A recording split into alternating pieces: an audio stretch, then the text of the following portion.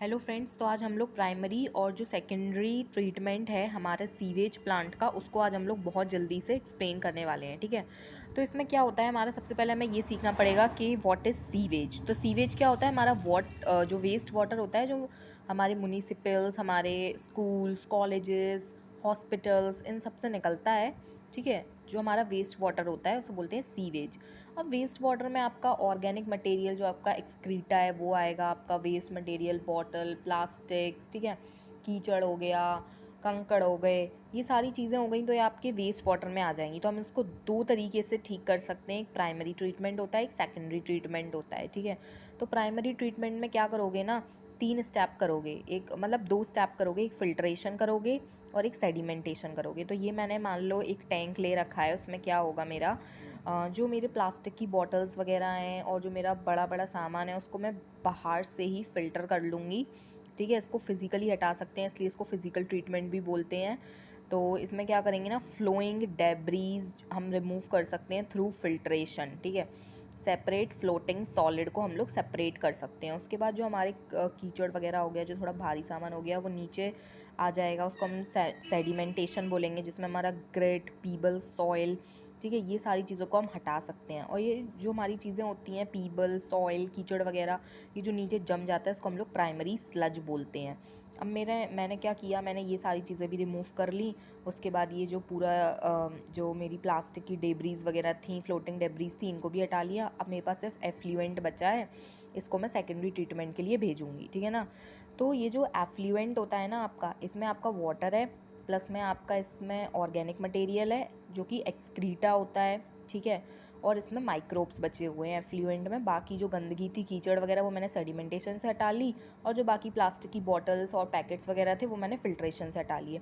अब जल्दी से सेकेंडरी ट्रीटमेंट देख लेते हैं। सबसे पहले मैं ये टैंक लूँगी, उसमें मैं क्या करूँगी ना, ऑक्सीजन को ट्रांसफ़र करवाऊँगी। ठीक है, ये क्या है, माइक्रोब्स प्रेजेंट है। माइक्रोब्स में कौन कौन है, बैक्टीरिया और फंगी जब साथ में प्रेजेंट होते हैं ना तो उनको फ्लॉक्स बोलते हैं, यहाँ पे लिखा है, देख लीजिएगा। ठीक है, इस टैंक को क्या बोलेंगे, एरेशन टैंक बोलेंगे। इसमें मैंने ये फ्लॉक्स डाल दिए हैं। ठीक है, अब ये फ्लॉक्स क्या करेंगे ना, जो तुम्हारे माइक्रोब्स हैं, ठीक है, इन्हीं को फ्लॉक्स बोलते हैं, ये तुम्हारे ऑर्गेनिक मैटर को खा जाएंगे। ठीक है, इनको खाने के लिए ऑक्सीजन चाहिए, इसलिए मैंने ऑक्सीजन ट्रांसपोर्ट करवाया। ठीक है, तो ये इनको खा लेंगे। उसके बाद क्या होगा, in aeration tank O2 is given to the aerobic heterotrophic microbe, they started consuming organic matter. इसकी वजह से क्या हो जाएगा, वो खा लेंगे, वो खाकर ऑर्गेनिक मैटर को वो मोटे मोटे हो जाएंगे, तो फ्लॉक्स का अमाउंट तो बढ़ जाएगा ना, और BOD आपका कम हो जाएगा। BOD क्या होता है ना तुम्हारा, कि मतलब जब आपके जो माइक्रोब्स हैं उनको ऑर्गेनिक मैटर कंज्यूम करने के लिए ऑक्सीजन चाहिए, उसी को मैं BOD बोलती हूँ। ठीक है, तो इसमें क्या होगा ना तुम्हारा, इसमें आपको BOD का फुल फॉर्म भी दिया गया है, ये देखो, बायोकेमिकल ऑक्सीजन डिमांड।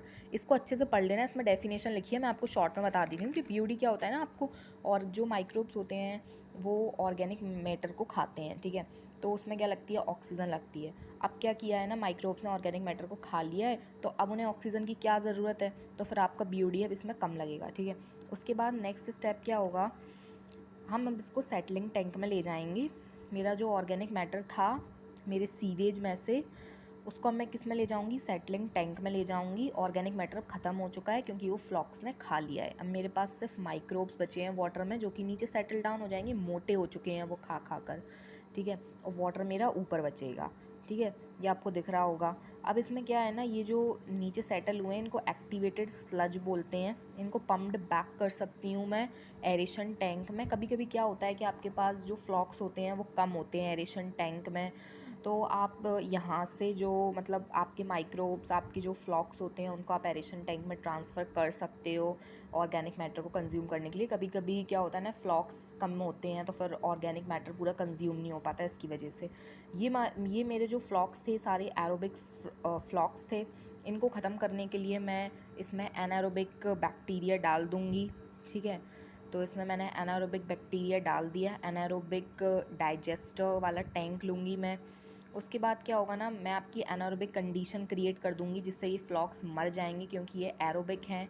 अब ये जो मेरे एनारोबिक बैक्टीरिया हैं वो सारे के सारे इन फ्लॉक्स को खा लेंगे।